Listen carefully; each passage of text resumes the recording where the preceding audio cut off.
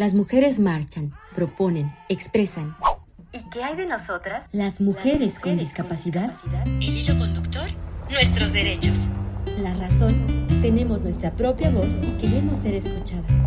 Reflexiones, historias, propuestas, búsquedas, análisis, retos cuestionamientos y, ¿por qué no?, hasta quejas. CIMAD Radio. Hola, ¿qué tal?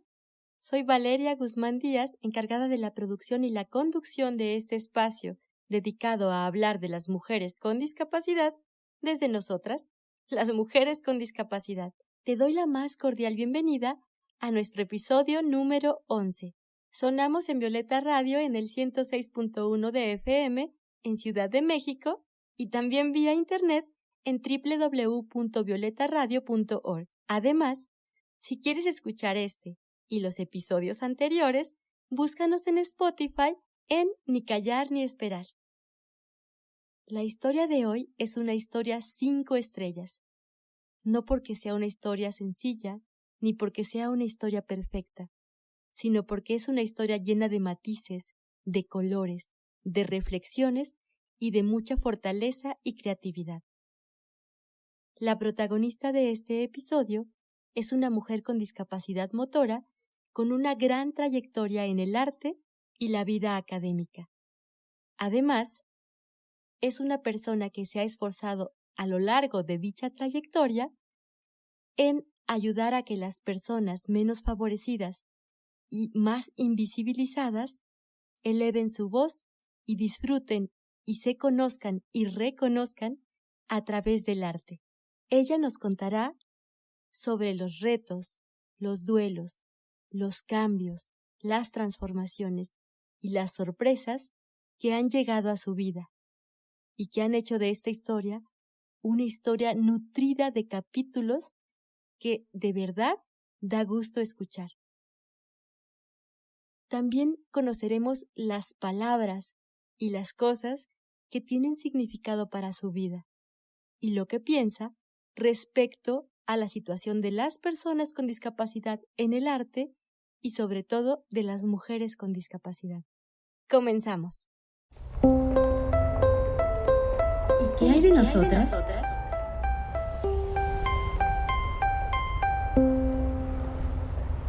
Mi nombre es María Guadalupe Rivera Acosta.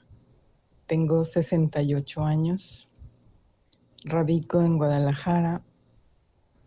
Bueno, soy jubilada de la Universidad de Guadalajara, pero sigo trabajando por honorarios y colaboro con algunas instituciones, a veces UDG virtual, y también me dedico a hacer proyectos personales de acuerdo a mi formación y a los círculos con los cuales convivo. Soy sobreviviente del síndrome de Guillain-Barré. No se sabe a ciencia cierta cómo surge. Está tipificada, está estudiada, pero la causa se dice en términos médicos que es idiopática. Es la forma elegante de decir que no se sabe. ¿Qué es lo que produce? Una desmielinización de los nervios que se traduce en una discapacidad motora crónica, progresiva y no es curable. Se recibe rehabilitación para mejorar las condiciones y la calidad de vida, pero no hay cura. Hay medicamentos paliativos y básicamente es eso. Todo apunta a dejar de caminar. Se empieza por las extremidades inferiores. Te puedes caer sin una causa aparente, pero ese problema se va agudizando, avanza de manera ascendente de extremidades inferiores hacia las superiores y en casos realmente graves, pues produce parálisis respiratoria. Ese no fue mi caso, pero vivo con una discapacidad progresiva. Lo hemos dicho en muchos programas, una discapacidad no te determina como persona. Quizá modifique la forma en la que haces tus actividades, sobre todo cuando se trata de una discapacidad adquirida. Pero lo que no se transforma es nuestra esencia. Más bien, se fortalece, se enciende, se nutre, con todo lo que alimentamos nuestra vida, nuestro corazón y nuestra mente. Es muy interesante para mí lo que ahora se conoce como círculos de mujeres, bien sean artistas, académicas, personas con discapacidad. Hay un montón de áreas en las que considero que deberíamos hacer redes, ¿sí? Trabajar de manera horizontal, abrazarnos en el mejor de los sentidos, ¿no? Darnos contención y ser proactivas, darnos fuerza unas a otras, compartir saberes, todo eso que hasta ahora se ha venido haciendo igual, pero de manera un poco menos organizada. Ahora las nuevas generaciones tienen más conciencia de muchas cosas, están buscando ese apoyo y, ¿por qué no?, esa sinergia. Y pues aquí estoy. Siempre somos nuevos frente a algo, entonces la etapa de jubilación era para mí una gran interrogante. Sin embargo, ahora estoy frente a un panorama distinto. Tengo la responsabilidad y la dirección de los propios proyectos. Tengo la libertad para aceptar un tesista, para escribir un artículo, y ya no hay esa presión de los horarios, de los méritos académicos que siempre pues hay que estarlos haciendo por nuestros alumnos, ¿sí? Por la gente que viene, por la gente que nos toca formar. Pero ahora tengo más libertad de elección en cuanto a actividades y horarios. Soy lectora empedernida, me encanta la lectura y ahora tengo más tiempo para leer literatura. Sigo leyendo cosas académicas, ensayos, cosas que son de utilidad y necesarias para estar actualizada, ¿no? Sin embargo, disfruto muchísimo la lectura, soy cinéfila, me gusta la música del mundo como etnomusicóloga que soy, y acabo de terminar hace un par de semanas un servicio de voluntariado que ofrecí en la forma de un taller, un curso taller sobre manejo del duelo. Esto se llevó a cabo en Puerto Vallarta, en línea, en forma gratuita para mujeres sobrevivientes de cáncer de mama. Es una experiencia que no había vivido a pesar de mis 300 años y fue muy, muy enriquecedora, muy gratificante, y yo creo que va a salir un libro de ahí. Palabras con significado. Y un libro es una puerta. Un libro puede tener una frase que te cambia el día, que te cambia el estado de ánimo o que te cambia la vida. Depende del libro que se trate. Los libros deben ser un peligro, ¿sí? Que amenace tu forma de vivir y te invite a entrar en otras mentes, en otras áreas, que te invite a conocer, a explorarte, a conocerte. Y un libro te comparte sus saberes de una manera impersonal, universal, es paciente, te espera, ahí está. Y lo mejor de todo, escribir el libro de tu vida. Para ti, no tienes que enviarlo como candidato al premio de literatura, no. Un libro es una experiencia universal y al mismo tiempo es algo muy, muy personal y que puedes compartir con las generaciones que vienen en tu familia sin ir tan lejos. Como decía don Luis González, un historiador maravilloso, ¿quieres hablar de historia universal? ¿Quieres hablar? Empieza por la microhistoria. Cuenta la historia de tu pueblo, cuenta la historia de tu familia, cuenta la historia de tu vida. Eso es microhistoria, eso es el oficio de historiar. Y si ya le pones algo de tu talento, de tu personalidad y de las cosas que te gustan, se vuelve un libro como tú, único, irrepetible. ¿Qué cosas le resultan importantes para vivir? ¿Y cómo las vincula con sus actividades y sus búsquedas? La responsabilidad social que considero me da lo que he aprendido, las cosas, los saberes previos acumulados, los títulos, ¿por qué no? Y grados, porque yo me eduqué en universidades públicas y a pesar de las diferencias con una que otra administración, pues considero que no me pagaba la universidad.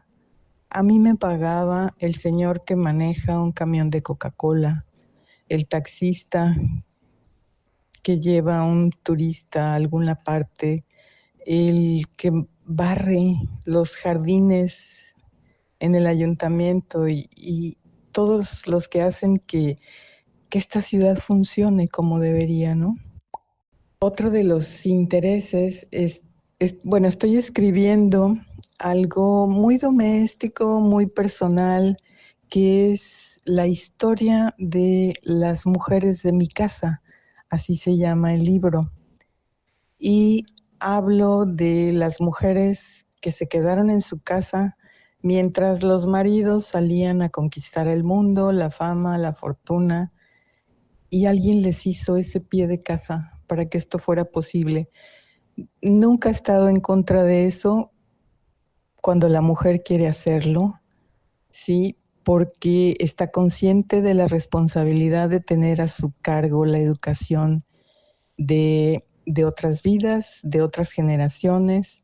En lo personal, tuve hijos, también me casé en su momento y ahora disfruto de unos nietos maravillosos que son mi corazón, mi corazón entero. Sí, ya sé que esto se va a oír súper cursi, pero soy abuela, ya se nos permiten muchas cosas. En ese trabajo de revisar el árbol genealógico, estoy trabajando, siempre lo he hecho, con mis hijas, ¿sí? Sobre la formación que han recibido, sobre las cosas que heredamos de familia vía genética, vía conocimiento, vía educación. ¿Por qué? Porque es importantísimo, son los fundamentos de toda vida. Entonces, el propósito de trabajar este árbol genealógico es como una terapia familiar sistémica, ¿sí? ¿Qué cosas hubo en el pasado familiar? No para criticar, no para censurar, sino de pronto, ¿qué posibilidades tenemos por genética? ¿Qué predisposiciones? Por ejemplo, la diabetes, sabemos que no se hereda.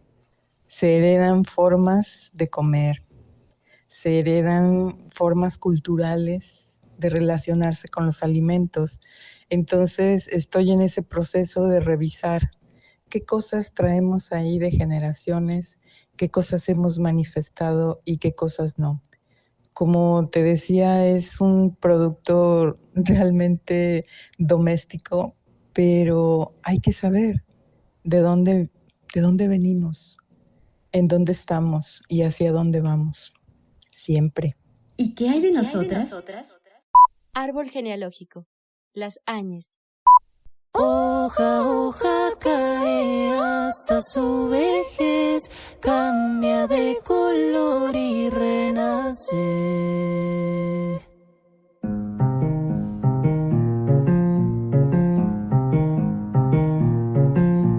Genial y lógico el árbol frutal, próspero y cíclicamente especial. Cumplo deseos de mi familiar y al tiempo cumplo los míos igual.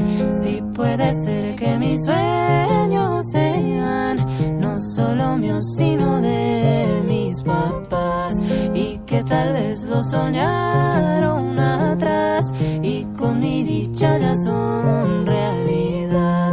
Las metas que tengo no las cumplo aquí, otro cuerpo y tiempo me las va a cumplir. Diga lo que diga la analista, este amor profundo es la conquista. El apego es malo pero eterno, no hay querer más grande ni más tierno. Si hay angelitos llegaron acá con la figura de papá y mamá. Nuestro clan tiene un pacto vital, va por encima del bien y del mal. Arbolito nuestro tiene su raíz en lo más sagrado que puede existir. Hojas verdes y hojas rojas tiene mi árbol genealógico, y no hay raíz más honda que la que no tiene fondo. Tampoco tiene techo que lo frene de subir. El arbolito nuestro va sin fin. Si las metas que yo tengo no las cumplo aquí, sino que otro cuerpo y tiempo me las va a cumplir. Veo que no se puede ni dimensionar la generosidad intergeneracional.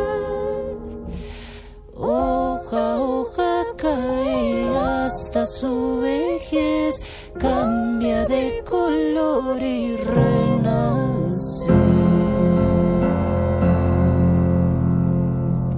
En CIMAC Radio queremos escucharte. Comunícate con nosotras al 55 60 60 55 71, 55 60 60 55 71, y déjanos conocer tus opiniones sobre nuestra programación. CIMAC Radio, periodismo con perspectiva de género. ¿Y qué hay de nosotras? @CEexpertas. Facebook, Círculo de Expertas. correo electrónico, espaciodenosotras@gmail.com. Continuamos compartiéndote un poco de la historia de la doctora María Guadalupe Rivera Acosta.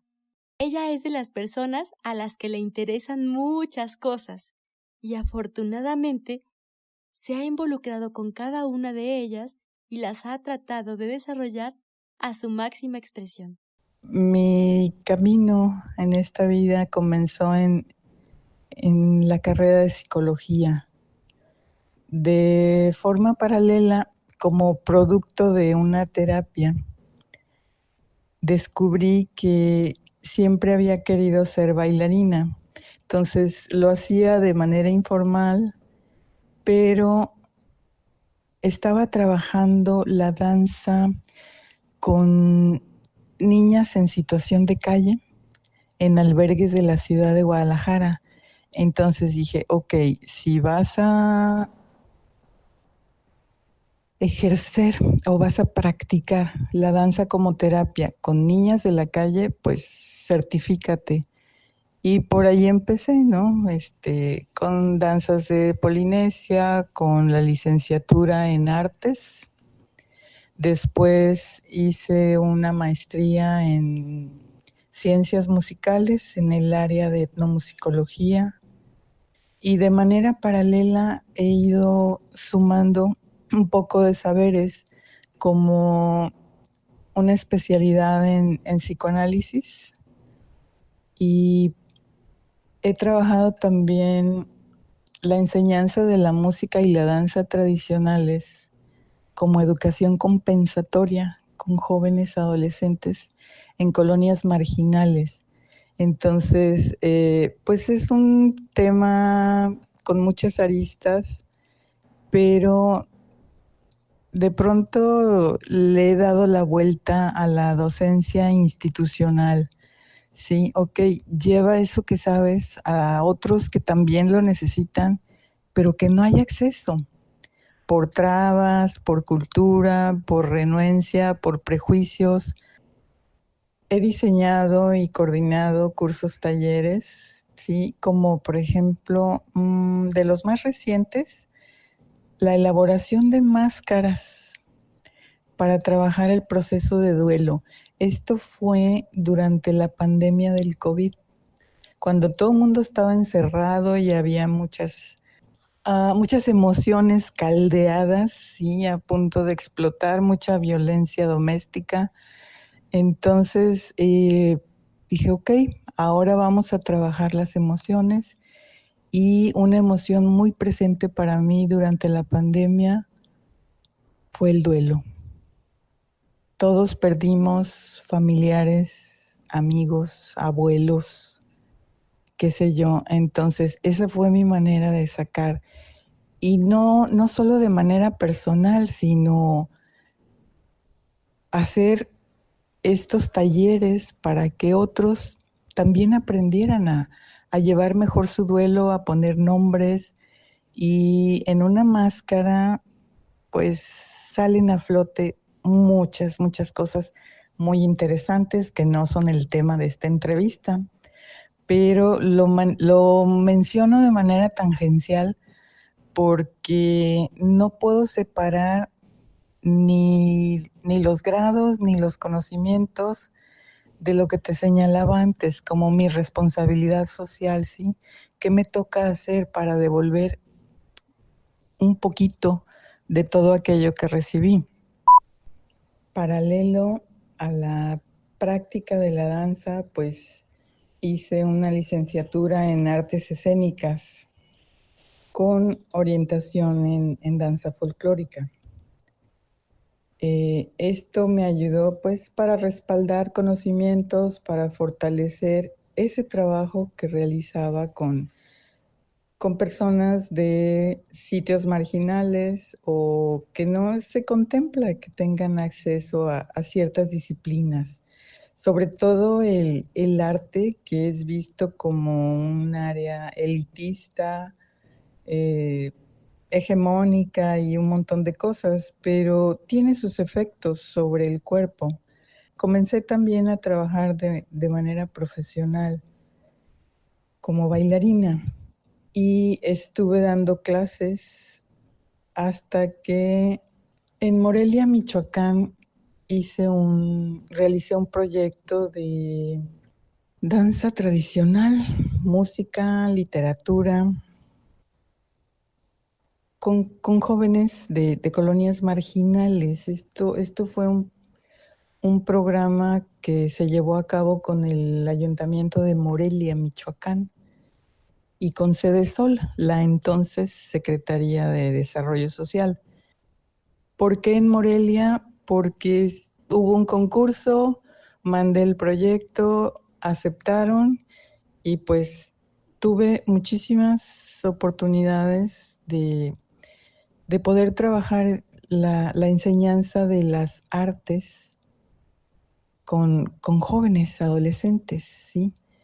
Y pues también todo un reto, porque es en ese año en el que paso por un proceso de síndrome de Guillain-Barré. El síndrome de Guillain-Barré te destruye el sistema nervioso, dejas de tener control, hay cierta inmovilidad. Es una enfermedad neuromusculoesquelética que cuando sobrevive deja secuelas muy serias. Y en una bailarina, pues ya podrás imaginarte el efecto que eso causó en mí. Tuve como 2 meses para reponerme emocionalmente, que finalmente era un duelo, ¿sí? ese duelo por la pérdida del instrumento que era mi cuerpo. Ahora tenía que pedirle permiso a mis piernas para moverme, para caminar. Aprendí a usar bastón, después deambulador o andadera. Y pues las enfermedades neurológicas tienen su pronóstico, tienen su avance. Y en ese momento dije, ok, ya no puedes bailar, ya no vas a bailar. ¿Qué sigue? Entonces, siguió la maestría. Que si no puedo bailar, puedo enseñar y puedo hacer investigación. Entonces, así fue como ingresé al programa de maestría. Y después de la maestría obtuve una beca de CONACYT para hacer un doctorado en arte y cultura. Entonces, entre retos y satisfacciones es esa, porque la maestría en etnomusicología fue en artes, donde hay 1000 escalones. Entonces, mis compañeros eran mis piernas porque ellos me cargaban los libros, me ayudaban a subir, en ese entonces todavía con un bastón. Y pues es algo muy, muy duro. Pero la satisfacción de poder sobreponerse a eso nos da muchísima energía, nos da muchísimo valor. Y pues aquí estoy. Cada lugar donde estamos es un gran descubrimiento. Descubrimos los espacios, pero también descubrimos lo que llevamos dentro. Hay lugares que nos marcan, y ella tiene una larga lista de sitios que recuerda con cariño justo por la huella que dejaron en su interior. El primero, estuve en Hawái y estuve yendo los veranos a tomar clases para certificarme en música y danza de Polinesia. El segundo en importancia fue el trabajo que hice en California, porque trabajaba con niños hijos de migrantes. Entonces me tocaba hacer también trabajo de adaptación, de, no sé, era como una mezcla rara, porque de pronto me sentaba con ellos en la biblioteca a trabajar cosas de la escuela y de pronto hacíamos un taller de acuarela. El trabajo con migrantes es difícil porque a veces ya no van. Bueno, los hijos crecen y los padres se los llevan al campo. Aunque se diga que no hay explotación, claro que la hay. Puerto Rico me gustó muchísimo por la música popular, que es buena música, no se oyen cosas horribles, ¿no? Y París lo sufrí mucho porque me tocaba ir en verano, después del verano, y hablar de después del verano en una ciudad tan fría. Me venció el frío, igual que a Napoleón. Yo soy caramelito tropical, entonces regresé a buscarme un trabajo en mi idioma, entre mi gente y con lo que más me gusta hacer. Entonces, pues, como puedes ver, hay altas, hay bajas, hay de todo, y aquí estamos. Otro tema importante para ella es la amistad. Palabras con significado. Los deberes de la amistad. Me preocupa ser recíproca con las amistades porque, como decía Platón, la amistad tiene sus deberes y tiene sus obligaciones. Las amistades, los afectos, los cariños, no se sienten, se construyen. ¿Cómo? Pues con ladrillitos, uno por uno, dando y recibiendo, en una vía de 2 sentidos, ¿sí? Para allá y para acá. ¿Y qué hay de nosotras?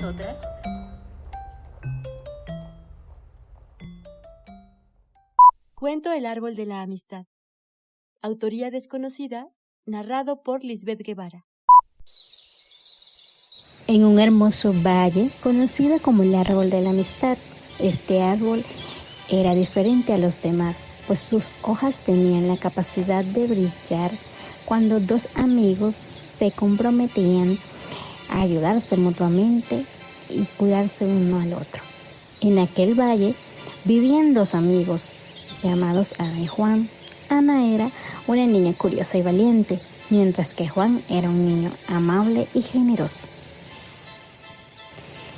Su amistad era tan fuerte como las raíces del árbol de la amistad y siempre estaban dispuestos a ayudarse en cualquier situación.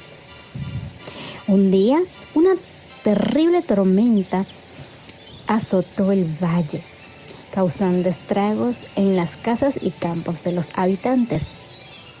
Ana y Juan, preocupados por sus vecinos, decidieron actuar.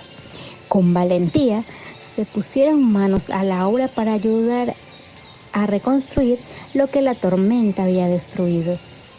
Día y noche trabajaron incansablemente levantando casas. A medida de que avanzaban con su labor, las hojas del árbol de la amistad comenzaron a brillar con intensidad, iluminando el valle con su resplandor. Los habitantes del valle, al ver el gesto desinteresado de Ana y Juan, se unieron a ellos en su labor. Pronto, el valle volvió a florecer con más fuerza que nunca, gracias al poder de la amistad y de la solidaridad. Desde entonces, Ana, Juan y todos los habitantes del valle cuidaron con amor el árbol de la amistad, recordando siempre el valor de la ayuda mutua y la importancia de estar allí el uno para el otro en los momentos difíciles. En CIMAC Radio queremos escucharte. Comunícate con nosotras al 55 60 60 55 71 55 60 60 55 71 y déjanos conocer tus opiniones sobre nuestra programación. CIMAC Radio, periodismo con perspectiva de género. ¿Y qué hay de nosotras? Estamos escuchando un poco de la historia de la doctora María Guadalupe Rivera Acosta. Ya conocimos qué temas son de su interés y también un poco de su contexto. Ya supimos cuál es su discapacidad y también cuáles son sus búsquedas y lo que le hace latir el corazón. Ahora, conozcamos cuáles son los proyectos que está desarrollando actualmente. Tengo en puerta en septiembre, si todo va bien, la continuación de un curso que se imparte para profesores de la Secretaría de Educación del Estado de Durango. Los cursos son sobre lectura y escritura, un proceso de estrategias y conocimiento. Ese es el título oficial de los trabajos. ¿Cuál es mi labor ahí? Acompañar esos procesos de los docentes para encontrar maneras alternativas a enseñar.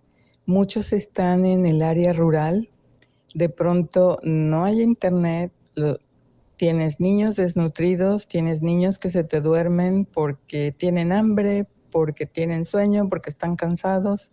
Entonces, ¿qué vas a hacer para competir con las tecnologías? Que en primer lugar no las tienen.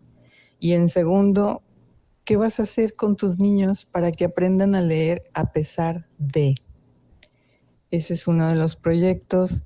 El otro es, como lo había mencionado, llevar las experiencias de los talleres de manejo de emociones para convertirlas en libros. Que el participante haga un libro, digamos un tiraje limitado, una edición de autor, pero que el participante se lleve ese libro que habla de su vida, ese libro que habla de sus retos y ese libro que le dice, claro que se puede. Si lo quieres publicar de otra manera, pues hay vías, hay caminos, pero lo primero que hay que hacer es tener ese libro ¿De qué va a estar compuesto ese libro? De tu experiencia, de tus vivencias y de cosas que la gente quiere compartir con otros que han pasado por procesos similares. En el caso del duelo, en el caso de ser una sobreviviente de cáncer de mama, entonces siempre hay algo en que trabajar. Una experiencia muy interesante y muy agradable que me dejó la pandemia es que aprendí a trabajar en línea. Entonces, esto cuando se tiene una discapacidad motriz es muy importante porque estás en tu casita y puedes comunicarte al otro lado del planeta y puedes seguir trabajando de manera conjunta con otros profesionales. Y afortunadamente las universidades están abriendo esa posibilidad de tener campus virtuales y hay más oferta, hay una mayor riqueza de conocimiento disponible y eso a final de cuentas pues es una ganancia para todos. ¿Qué la habrá llevado a que se vuelva una constante el trabajar con diversos sectores en situación de vulnerabilidad? Hace muchos años en mis prácticas de psicología tenía que evaluar a los aspirantes a la educación primaria de cierta institución. Se dice el pecado, no el pecador. Entregué mis reportes y el encargado comienza a separar los expedientes como en aptos y no aptos. Entonces, una de mis preguntas fue, ¿por qué los considerados no aptos están del otro lado de su carpeta? Y dice, mira, esto es una institución de beneficencia, pero no podemos admitir a todos porque sí. Entiendo y no la perspectiva, porque si un chico no va a aprender, pues se va a tardar más, va a cursar de una manera distinta, con más tiempo, requiriendo más inversión, etcétera, pero que no son precisamente los menos favorecidos genéticamente o económicamente, los que más apoyo necesitan. Entonces, esa es una de las paradojas que me llevaron a derramar 2 o 3 lagrimitas, no de coraje, de impotencia. La impotencia es terrible y te tira. Entonces dije, bueno, yo no estoy en un puesto clave, yo no decido quién entra. Yo paso mi reporte y para mí todos son candidatos. Aunque sea a distintas áreas, ¿sí? Educación especial, educación primaria, qué sé yo, pero todos son aptos y todos necesitan el apoyo. Pues sobra decirte que ahí se terminó esa colaboración y decidí nunca volver. Dije, toca hacer lo que se pueda dentro de mi metro cuadrado y desde ahí. No voy a cambiar el mundo, pero tampoco tengo que dejarlo como estaba cuando yo llegué. Y esa experiencia que tuve a los 20 años, marcó mi necesidad de trabajar de forma paralela con otros que lo necesitan, con los que no pueden, con los que no tienen voz, con los invisibles, porque yo he sido y he estado de ese lado. Te comentaba que ella había trabajado mucho a través del arte, buscando que las personas se conocieran y reconocieran en diferentes actividades y búsquedas. Y es que el arte ocupa realmente un lugar muy importante en su vida. Yo crecí entre artistas, entre dibujantes, fotógrafos, pintores, escritores. Mis hermanos, de hecho, todos tienen una carrera como de las, entre comillas, serias, contadores, odontólogo, un veterinario, sí, pero todos tienen 2 carreras en la familia. Uno es veterinario, es un gran fotógrafo, es un gran dibujante. Otro está en la televisión aplicando sus conocimientos en comunicación.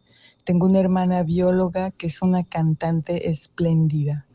Entonces, considero que el arte debe ser una parte fundamental en la formación de todo ser humano. ¿Por qué? Porque en el kinder todo el mundo es artista.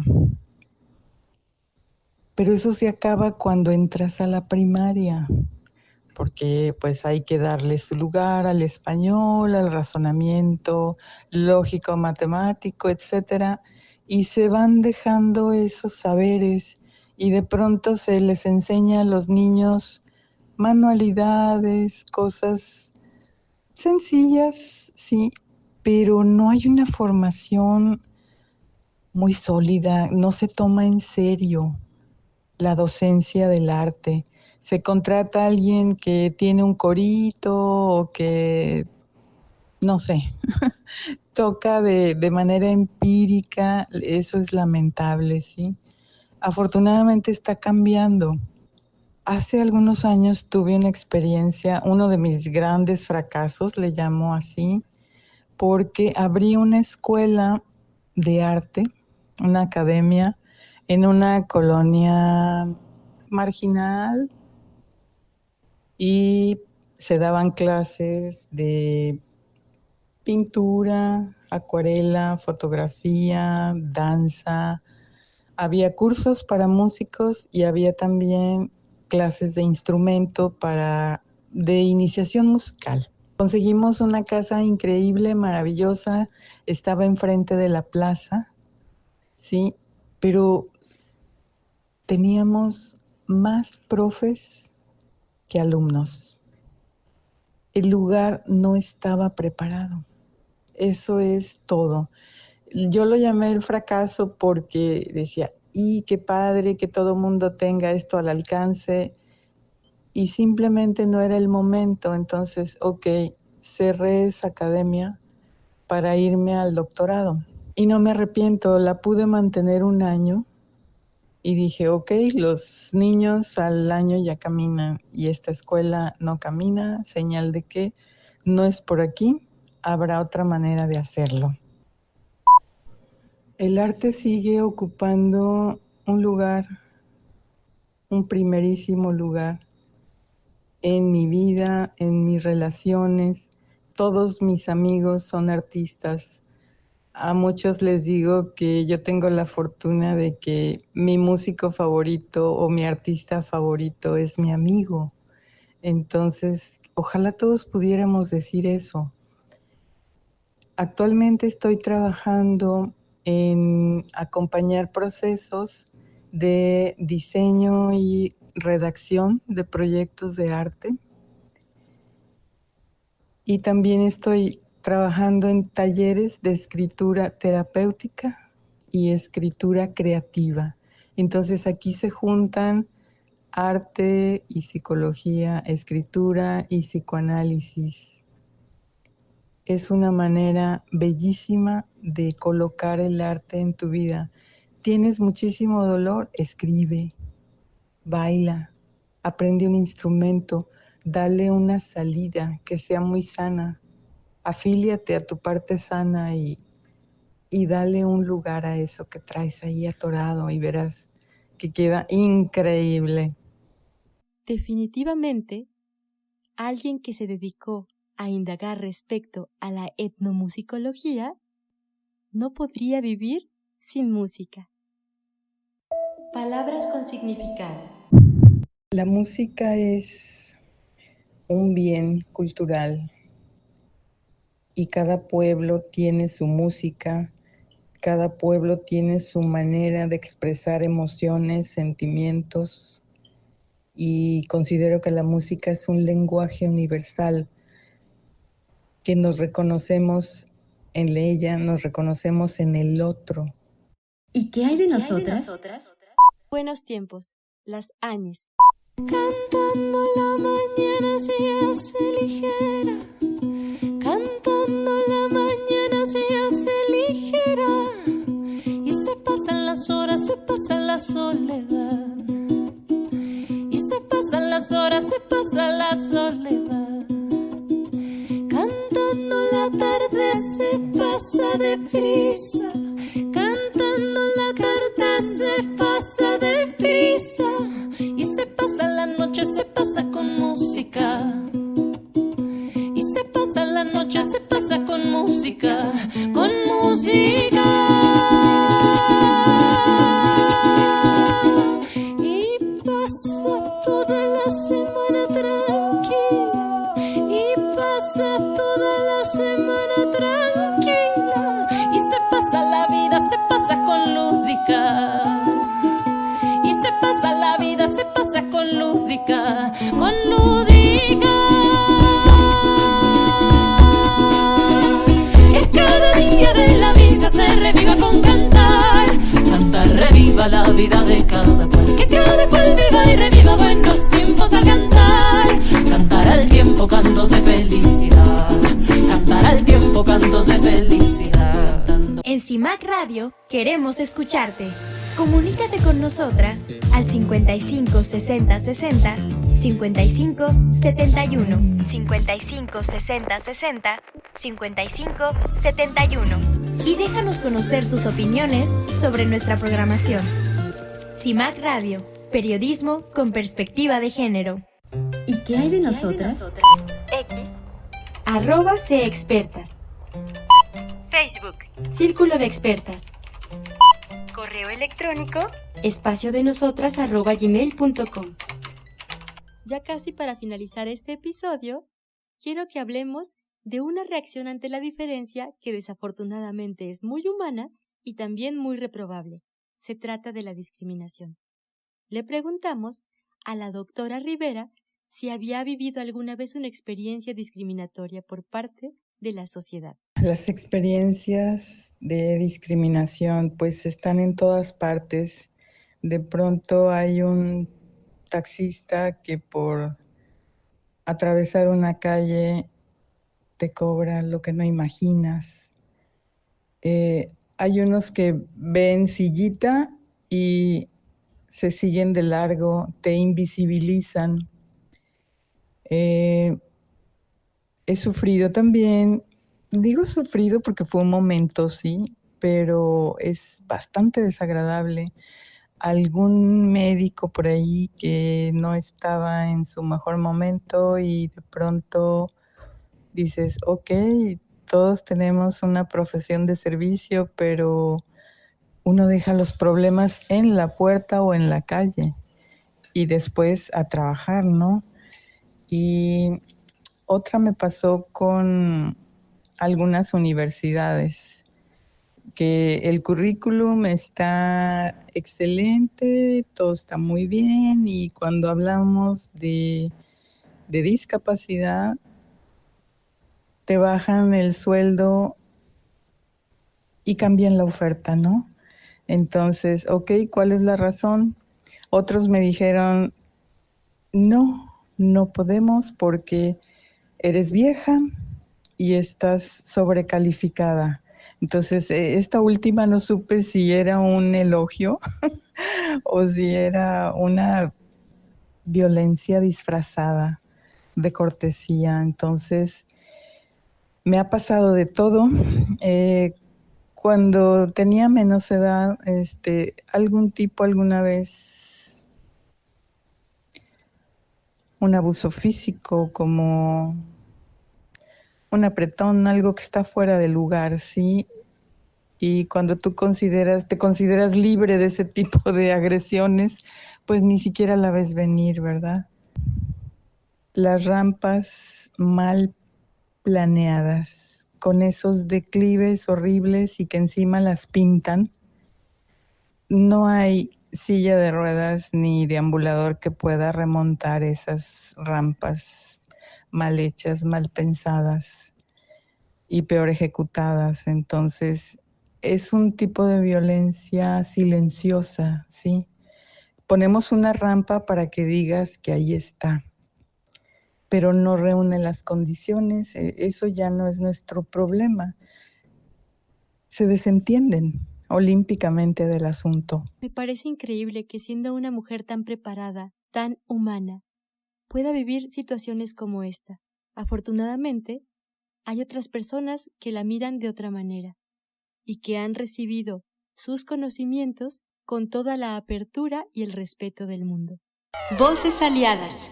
Mi nombre es Manuel Padilla Núñez, pianista con discapacidad visual.